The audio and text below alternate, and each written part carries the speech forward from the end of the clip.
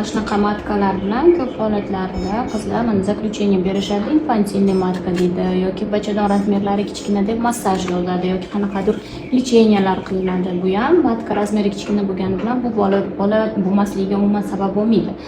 Matka bu мышечный organ, homilada bo'lganda kattayadi, sharga o'xshab shishadi, yana pasayadi. Bizga основной organ bu яичник, tuxumdonlar самый главный yaxshi ishlashi kerak.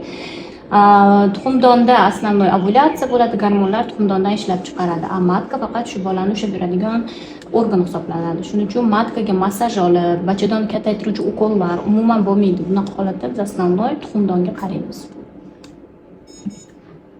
Sizda tuxumdoningizda o'ng tarafda follikula zaxira ko'p, yaxshi ekan. Chap tomoningizda follikulangiz yetilib, yorilmagan, ovulyatsiya bo'lmasdan atreziya bo'lib orqaga qaytgan. Bugungi kuningizga hayzingiz 19-20 kuniga вообще o'zi ovulyatsiya bo'lishi kerak, follikulangiz yorilishi kerak. Mana hozir yormagan. Ko'rdingizmi? Follikulangiz yormagan.